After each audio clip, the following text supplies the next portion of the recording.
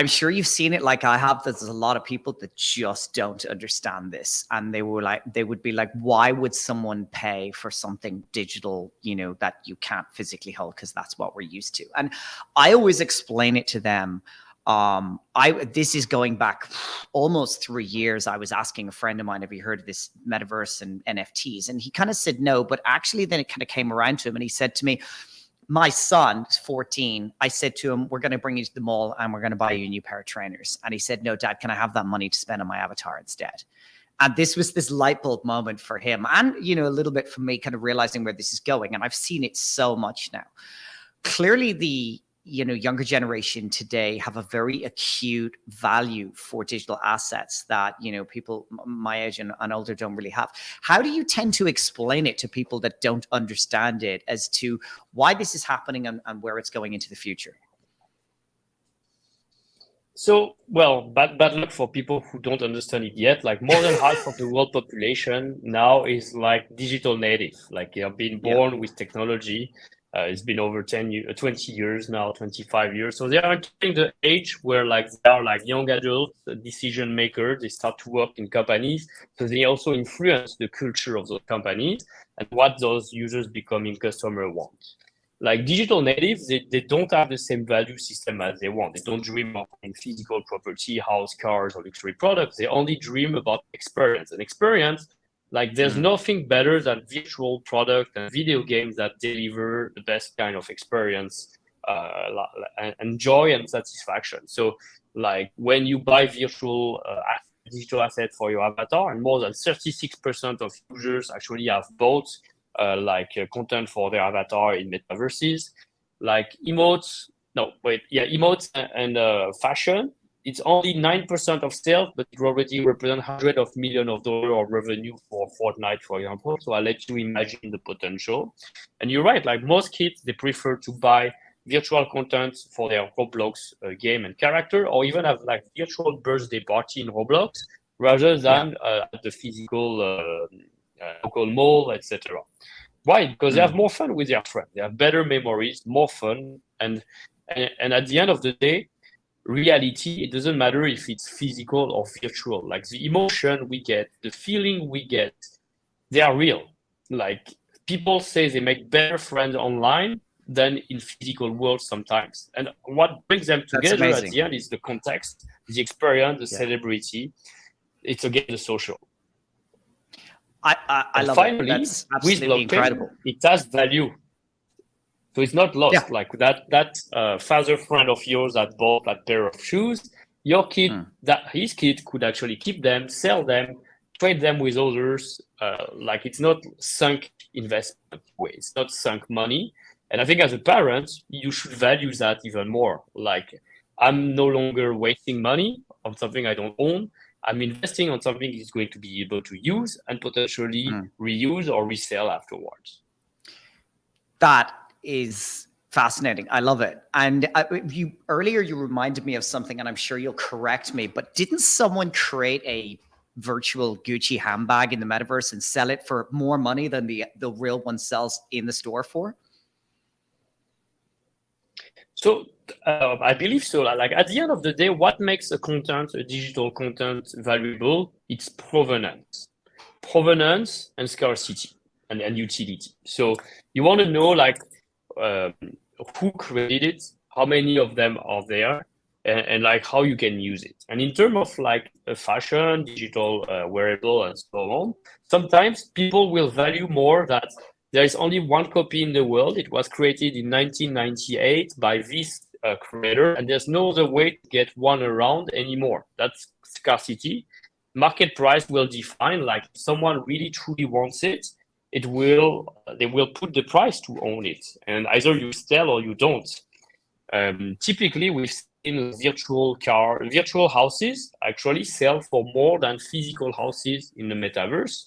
They actually never break. They can be augmented. They are a place where you can host with your friends.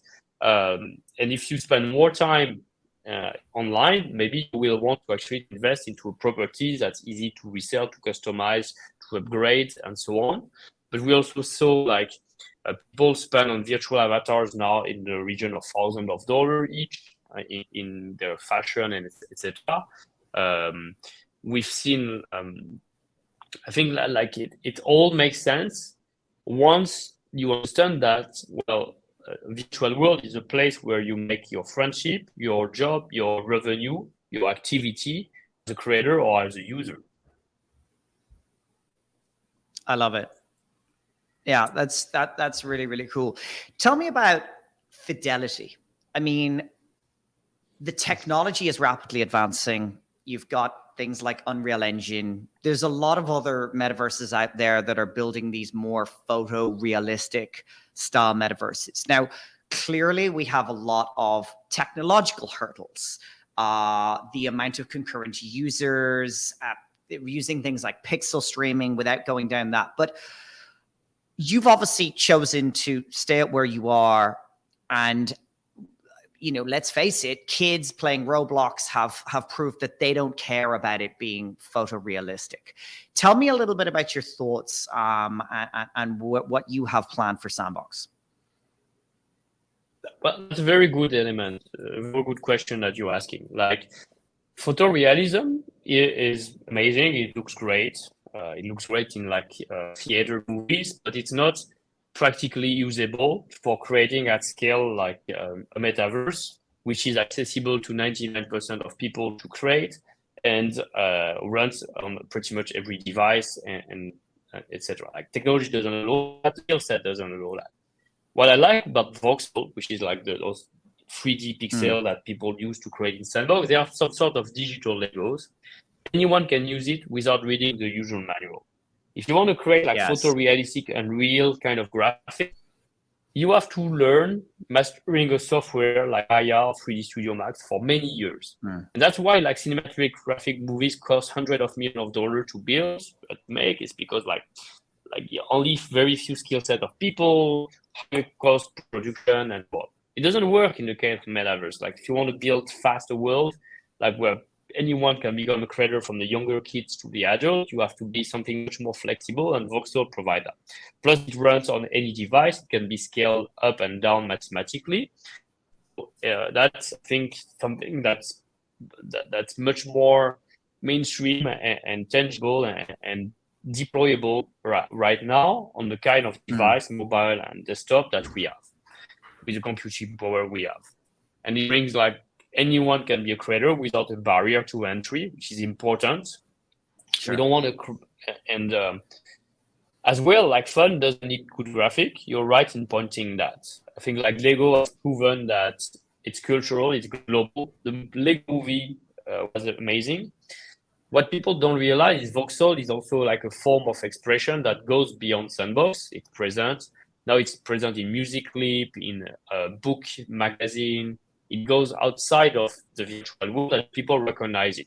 And in Asia, even more, like, take Asia, that represents more than half of the world population. Everything that they consume, all product, all advertising, is mostly based not just on like real actors, but on manga, anime characters, tiny cartoon characters that sells to adults. So it's just part of common culture, like that representation. They find it cool, they find it fun, it's better, and it sells more than if like a real person, human realistic, were to promote and sell that product.